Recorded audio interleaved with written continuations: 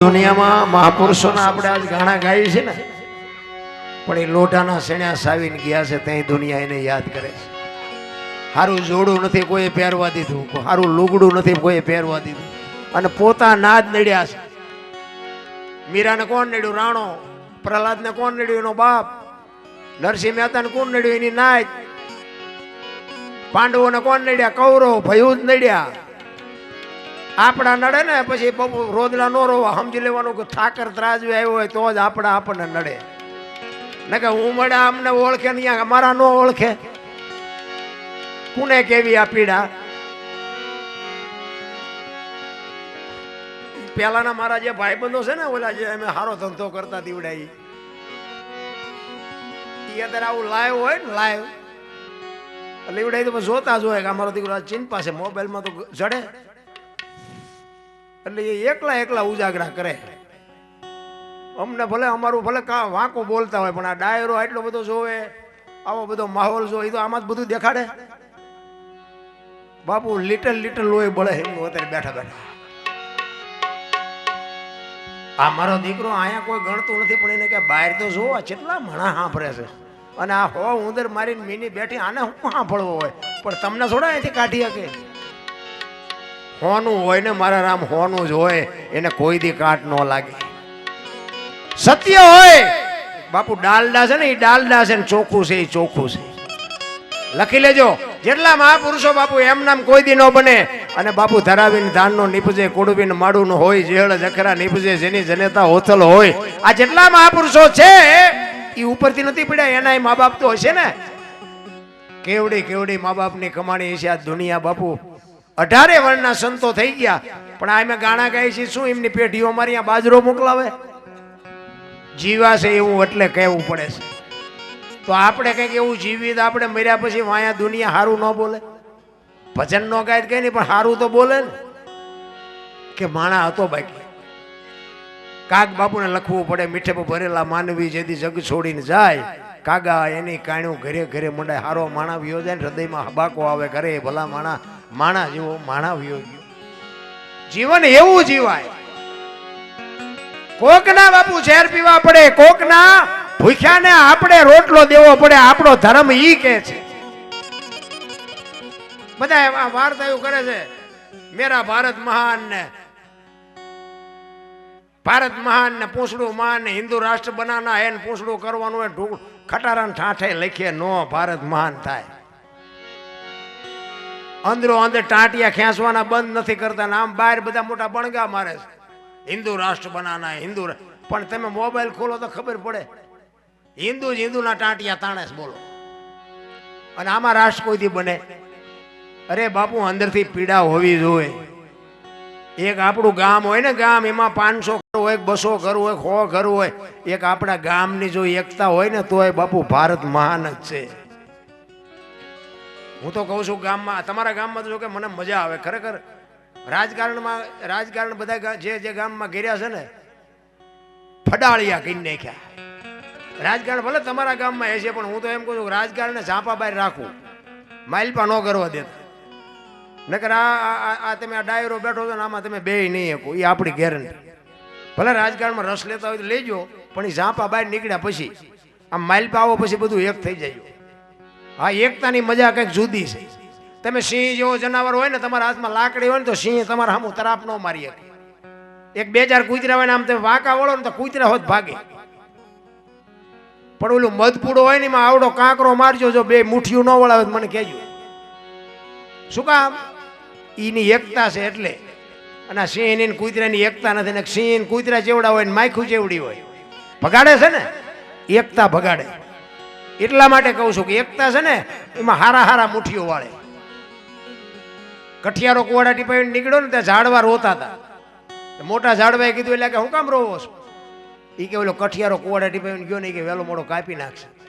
મોટા ઝાડવાએ બહુ સરસ જવાબ આપ્યો. એ કે કઠિયારાની તાકાત નથી ને કુવાડાની તાકાત નથી, પણ માલપા હાથા આપણા હશે, જોજો. એ કે હાથા ન બનો ને કોઈ ન કાપી શકે. સમાજ કોઈ બી હોય, પણ તમારી એકતા હોવી જોઈએ. અને કુટુંબમાં જેથી વિખવા જાગે, તેથી કોઈ ઊંડા ઉતરીને જોજો, એકાદો હાથો આપણો હોય, નકર કોઈની તાકાત નથી કોઈ કુટુંબમાં બાપુ લાંબો હાથ થાય. એકતાની જરૂર છે. જીવન તો બાપુ એવું કઈ ખુમારી વાળું જીવવું છે કે મારા મા બાપ કોણ મરી જાય તો જોડે માર્યા, બાકી દુનિયામાં બાપુ નામ થઈ જાય. દેશ જેથી આઝાદ થયો ને એ આઝાદીની લડત માટે આપણા બાપુ દેશના ઘડવૈયા બાપુ લડતા હતા અંગ્રેજ સરકાર સામે. તેથી લાલા લજપતરાય નામનો એક આપણો સૈન્ય, અને એને અંગ્રેજની એક લાકડી વાગી ગઈ ને બાપુ લાલા લજપતરાયનું અવસાન થયું. અને એના શબને રાખવામાં આવ્યો, શ્રદ્ધાંજલિ આપવા માટે 2 દિવસ એના શબને રાખે છે. બધાને સમાચાર આપ્યા કે લાલા લજપતરાયનું અવસાન થયું છે, અને જેને શ્રદ્ધાંજલિ આપી હોય, જેને મોઢું જોવું હોય, બધા આવે. આ વાત ઉડતી ઉડતી બાપુ પંજાબમાં ભગતસિંહના કાને પડી. જોજો ખુમારી તો બાપુ કઈક લોહીમાં પડી હોય તો જ ઉગે. ભગતસિંહને એમ થયું કે લાલા લજપતરાયને મારી નાખ્યો, મારે એના દર્શન કરવા જવું જોઈએ. એમ નીકળ્યો ભાઈ પંજાબમાંથી, આવ્યો દિલ્હી, અને આખી લાઈન લાગેલી. બધા શ્રદ્ધાંજલિ આપે છે, કોઈ ફૂલ હાર ચડાવે છે, કોઈ હાર ચડાવે છે, કોઈ અબીલ ગલાડ ચડાવે, કોઈ કંકુ ચડાવે. અને ભગતસિંહનો વારો આવ્યો ને, ઈ લાલા લજપતરાયના શબની પાસે જઈને પગને હાથ અડાડી અને આમ આંગળે અડાડીને માથે હાથ મૂકીને 2 ડગલા પાછો ભરીને 2 હાથ જોડીને કહે છે કે લાલા લજપતરાય, તને દુનિયાએ ગમે શ્રદ્ધાંજલિ આપી હોય, ફૂલ ચડાવે, હાર ચડાવે, શાલ ચડાવે, પણ હું તને શ્રદ્ધાંજલિ એવી આપું છું કે કાલ સવારનો દી ઉગે અને દી હાથમાં પેલા તને મારનારને જો ભડાકે ન દઉં તો હું ભગતસિંહ નહીં. કેવી એની ખુમારી છે મારા રામ. કાલ દી નો હાથમાં દો એને ગોતીને જો મારી નો નાખું તો હું ભગત નહીં. અને હવાર બાપુ દી ઉગ્યા પેલા બાપુ અંગ્રેજ સરકારને ગોતીને ભડાકે દઈ દીધો, અને બંગલામાંથી બાપુ ઠેકી નીકળી ગયો જેમ સીધો નીકળે. ખબર ન પડી કોને આને ભડાકો કર્યો. અને હવારમાં પેપરમાં જાહેર થયું કે અંગ્રેજ સરકારના શાસનના વડા હતા, એને કોક ભારતના કોક નાગરિકે ભડાકો માર્યો, ભડાકો કર્યો, અને અંગ્રેજ સરકારના શાસનના વડાને મારી નાખ્યો. પોલીસ તપાસ ચાલુ છે, હજી મારનાર વ્યક્તિ જડી નથી એવું પેપરમાં આવ્યું. અને ભગતસિંહના બાપા બેઠા છે, ભગતસિંહની માં રોટલા બનાવે છે, અને ચા બનાવીને આપી ભગતસિંહના બાપુને. આમ ચાનો હાથમાં પિયાલો છે, અને આમ પેપરમાં સામે નજર પડી ને, પેપર હાથમાં લઈને જોયું કે અંગ્રેજ સરકારના વડાને કોકે ભડાકો કર્યો અને એમને માણસ મળ્યો નથી. એટલે તરત જ ભગતસિંહની માને કીધું કે સાંભળ્યો કે હા. એ કે જો પેપરમાં કેવું આવ્યું છે, કોક અંગ્રેજના વડાને કોકે ભડાકો કર્યો, મને એવી શંકા જાગે છે કે આમાં આપણા ભગતનો હાથ તો નહીં હોય ને. અને તેથી બાબુ આ ભારતની આર્ય નારી એમ કે છે કે તમને તો શંકા છે ને, પણ મને મારા ધાવણ ઉપર ભરોસો છે કે મારા ભગત સિવાય કોઈની તાકાત નથી, કોઈ ભડાકો કરી શકે. મારો ભગત જ હોય એવી જનેતા હોય મારા, અને એવા દીકરા હોય ના ઇતિહાસ રે. અને ભગતસિંહને બાપુ જેલમાં પૂર્યા ને, અને એવા બાપુ ઘૂંસવડે નાખીને પછી એને ફાંસીનો હુકમ જાહેર કરાયો. અને ફાંસીનો હુકમ જાહેર કરાવે ને, સવારમાં બાપુ ફાંસી દેવાની હોય, ભગતસિંહને બાપુ હાજે ફાંસી દઈ દીધી. મેં એનો લેખ વાંચેલો હોય, એમાં સાચું ખોટું મારો રામ જાણે. એ ભગતસિંહને હાજે ફાંસી દઈ દીધી, કારણ કે ઓલાને એમ થતું હતું કે આ હારો આ જેલના હરિયા તોડીને બારો નીકળે એવો છે, આને દઈ દ્યો જલ્દી. અને ફાંસીએ લટકાડ્યા પછી એનો જે ટાઈમ હોય ને, એ ટાઈમે એને ઉતારવાની હોય, પણ એનો ટાઈમ થઈ ગયા પછી 20 મિનિટ સુધી બાપુ ભગતસિંહ ટીંગાડી રાખ્યા. અને ભગતસિંહને ફાંસી નહોતી આપી ને, ભગતસિંહના માં ને બધા એને મળવા આવ્યા હતા. અને ભગતસિંહની માં રોતા હતા ને, ત્યારે ભગતસિંહે કીધું માં, તારી આંખમાં આવડા કોક દુનિયા એમ કે છે કે ભગતની માં તો હાવ માય કાંગલા જેવી હતી. તારે તો બાપુ સાતી ફાટવી જોઈએ કે આ દેશ માટે મારો દીકરો આઝાદ થાય છે. તારે ગર્વ લેવો જોઈએ. રોવાય નહીં માં, આહુડા લોહી નાખ્યા. કે રોમાં માં, તું રોઈશ ને તો મારું મોત બગડશે. અને ફાંસીએ ચડાવ્યો, 20 મિનિટ વધારે રાખી અને પછી ઉતાર્યો. ઉતારીને અંગ્રેજ સરકાર કે છે કે આને કટકા કરીને કોથળો ભરો. બાપુ તો એને ભરોસો નહોતો કે હજી કદાચ જીવતો થાય છે, એને ધાક જેવી બે આડી છે. એ કટકા કર્યા, કોથળા ભર્યા, અને લાજપોર જેલમાં બાપુ એને દિવાલ ટપાડી અને ખટારામાં એ કોથળા નાખી અને ભારત પાકિસ્તાનની બોર્ડર ઉપર બાપુ એને એના કટકાને બાપુ અગ્નિદાહ દીધો ને, એ 8 દી સુધી તો રોજ એ અંગ્રેજ સરકાર અહીંયા જતો તો રેખાનો ઢગલો પડ્યો ત્યાં કે આમાંથી હજી જીવતો ન થાય, હજી જીવતો ન થાય. બાપુ એને ધાક જેવી બેહાડી છે, એને દુનિયા યાદ કરે. કોકના બૂસ માર્યા હોય એને યાદ કરે. કોઈનું રડેલું આપણે ખાવા ન દે તો આપણો ઇતિહાસ થાય. અરે બાપુ આપણું લોહી કોણ છે એની આપણને ખબર હોવી જોઈએ, આપણે કોણ છે. અત્યારે તો ભગવાનને બધાને આપ્યું છે, બાકી આપણે કદાચ નહોતું ને તેથી આપણા છોકરા ભૂખ્યા રહે, પણ કોક બીજો આવ્યો હોય ને એને બાપુ આપણે દેવું એ આપણી ફરજમાં આવે, એ આપણો આશરાનો ધર્મ છે. પણ હવે આમાં વાતું કરવી ક્યાં યાર? આ સંતોના આપણે ઇતિહાસ જોઈને અમુક પાસે એમ કે આવું કાંઈ છે જ નહીં, આ બધા રિયા બધા. હવે આને શું કેવું? મેં તો હમણાં એક મોબાઈલમાં એવું સાંભળ્યું હતું કે એક ભાઈ કહેતા હતા, એ ક્યાંક કુરુક્ષેત્રના મેદાનમાં કે યુદ્ધ થયું, કે મારા માયને આમ નથી આવતા, પણ તારી પાસે ચા બાપુ રિઝલ્ટ કઢાવવાનું છે, તારી પાસે અમારે રિઝલ્ટ લેવું છે. આમથા આમથા બધા ગ્રંથો આ બન્યા છે જે હોય, પણ આ કંઈક તમારા મારા જીવનમાં ઉતારવા જેવું છે. કે રામાયણમાં એમ કે છે કે જેને જોઈને લઈ જાવ તો રામાયણમાં કાંઈ ઘટ્યું નહીં. મહાભારત એમ કે છે કોઈને કાંઈ દેવું નહીં તો એમાં કાંઈ વધ્યું નહીં. ઝઘડામાં શું ફળ મળે એ મહાભારત કહે છે. તમે જોવો બાપુ, દ હાથીનું ભુજાબળ હતું એમ કહે છે બધા. તમે જોવો તો ખરા બાપુ, એને ઉપયોગ ક્યાં કર્યો? ભાઈઓ મારવામાં. તો ભાઈઓ મારીને એમને લીધું શું? અને આ રામાયણ, રામચંદ્ર પરમાત્મા વનમાં જાય તેથી અયોધ્યાની ગાદી બાકસના ખોખા ઘોડે રખડતી હતી. લક્ષ્મણ કે મારે ન જોઈ, ભરત કે મારે ન જોઈ. અયોધ્યાની ગાદી કેવી? દશરથ તારો દરબાર ઇન્દ્ર જેની આશા કરે તેથી ભાઈઓ વિનાનું બેકાર કડવું લાગે કાગડા. એવી ગાદીનો કોઈ ધણી નહોતો, નોખી નોખી માયુના છોકરા હતા. તોય આપણને નક્કી નથી થતું. સંતોની ભૂમિ છે. કોકના બાપુ તમે ઝેર લ્યો ને, કોકને બાપુ તમે ભૂખ્યા રહીને કોકને ખવડાવો તઈ મારો નાથ નોંધ કરે. મને તો એમ થાય કે આવડા આ બધા સંતોએ આવડા મોટા કાર્યો કર્યા, તોય કોઈ દી કોઈએ અમારું આવડું મોટું નામ લખજો કે આમ પરમ પૂજ્ય કરજો કે સંત કરજો કે એવું કોઈ દી કોઈએ ન કીધું. નકર એમને એમના નામનો શોખ ન હોય.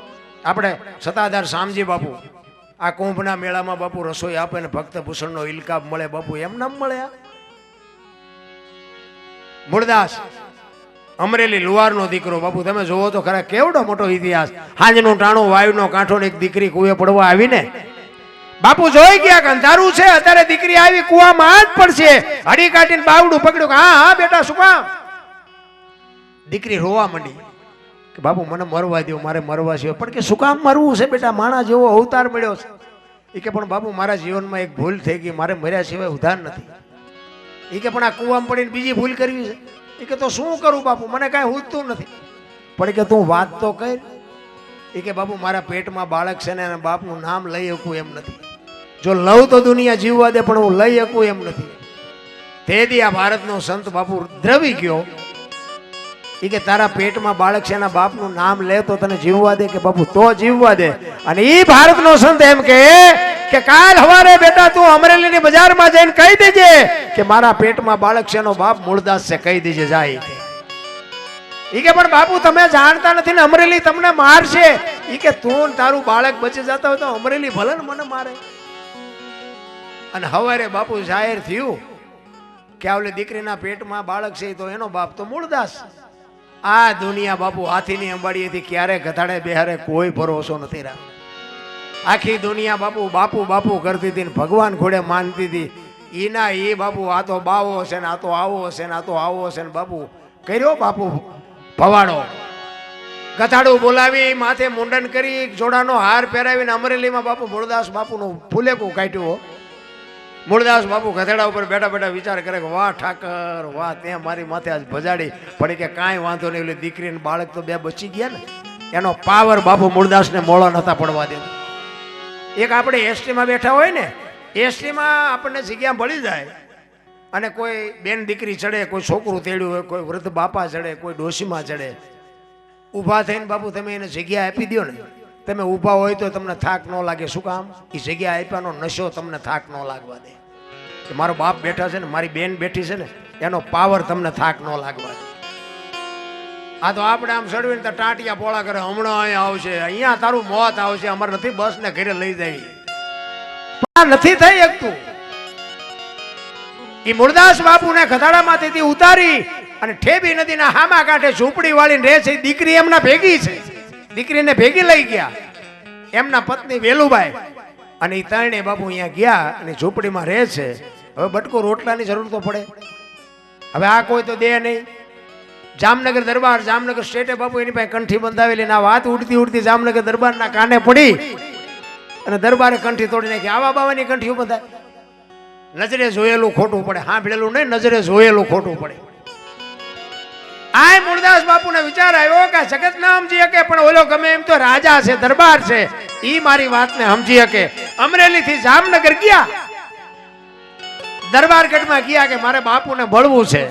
બા સાહેબે કીધું બાપુ તો ઘરે નથી. તો કે ક્યાંય ગયા?